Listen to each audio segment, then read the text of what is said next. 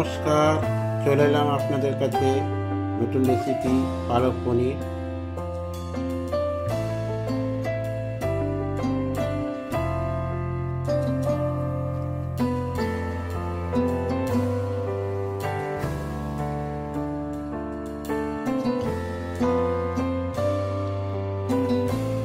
এবার শুরু করা যাক।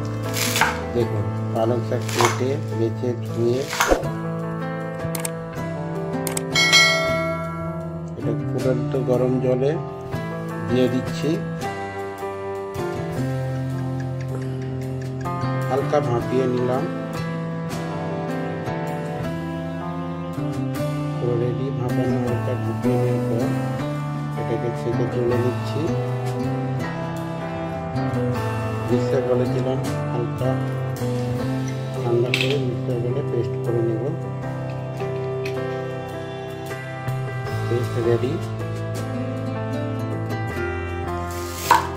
দুটো পেঁয়াজ কেটে নিচ্ছি।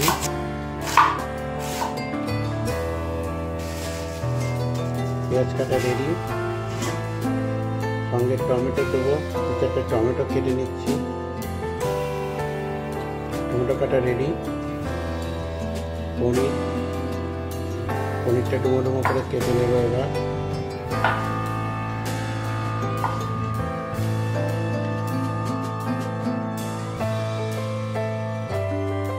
পনির কাটা রেডি। একটা মিক্সার বল নিলাম, তাতে কয়েকটা লঙ্কা, কাঁচা লঙ্কা, অল্প আদা, 2 চামচের মতন জিরা, এটা অল্প একটু জল দিয়ে হালকা পেস্ট করে নেব।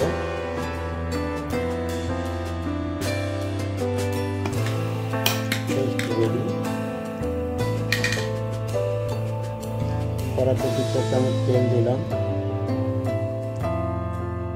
তেলটা ভালোভাবে গরম হয়ে গেলে দেব তেজপাতা ফোড়ন,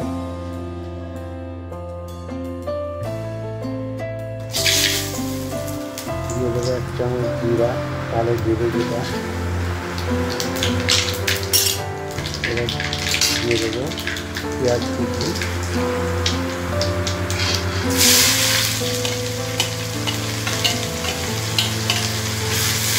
পেঁয়াজটা একটু ভাজা ভাজা হয়ে যাবে।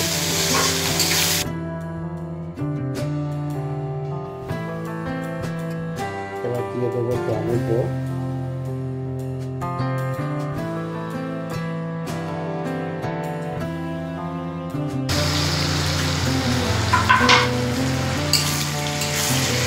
টমেটোকে নাড়াচাড়া করে দিয়ে দেবো এবার নুন।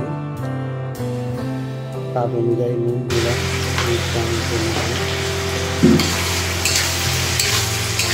টমেটোটাও গলে যাবে।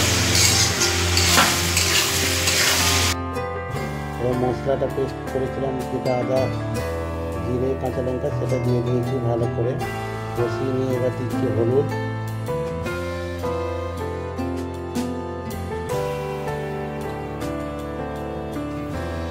হলুদ দেওয়ার পর ভালোভাবে মশলাটাকে কষে নেব। খুব সুন্দর কালার এসছে। মশলাটা ভালোভাবে কষে নেওয়ার পর দিয়ে দেবো পালং শাক পেস্টটা।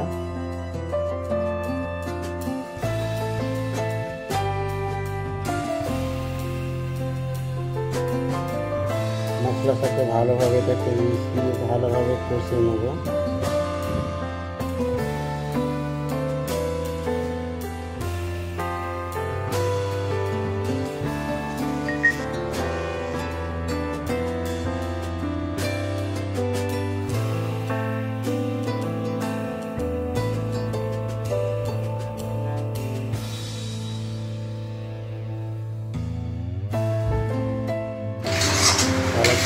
কষানো রেডি। এবার দিয়ে দেবো জল। মিক্সার বলে যে অল্প পালক শাক লেগেছিল, সে তাতে জল দিয়ে সেই জলটা দিয়ে দিচ্ছি। মিক্সার দেওয়া জলটা পরিমাণ মতন জল দিচ্ছি।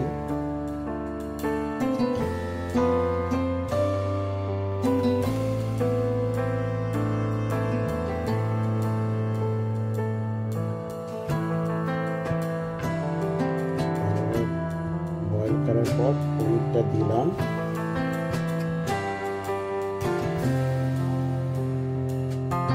পনিরটা দেওয়া হয়ে গেছে। এবার ভালোভাবে এটাকে ফুটিয়ে একদম সিদ্ধ হয়ে যাবে, যাতে ভুলে যাবে, কালারটা চেঞ্জ হয়ে যাবে হালকা।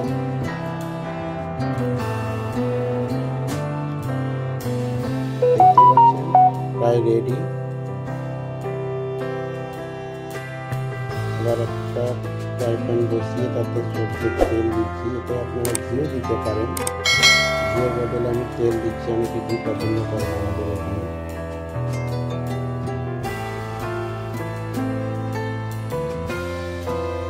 জিরে, রসুন কুচি আর শুকনো লঙ্কা দিয়ে এটাকে ভালোভাবে ফ্রাই করে নিলাম। এটাকে কাশ্মীরি চিলি পাউডার একটু দিলাম। ফ্রাই প্যানটা নামিয়ে দিলে কালারটা সুন্দর আসে, নাহলে কালারটা পুড়ে যায়, কাশ্মীরি কালারটা থাকে না।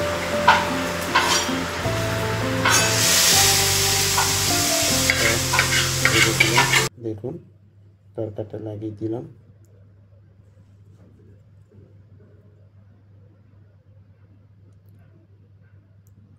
আমার পালক পনির রেডি।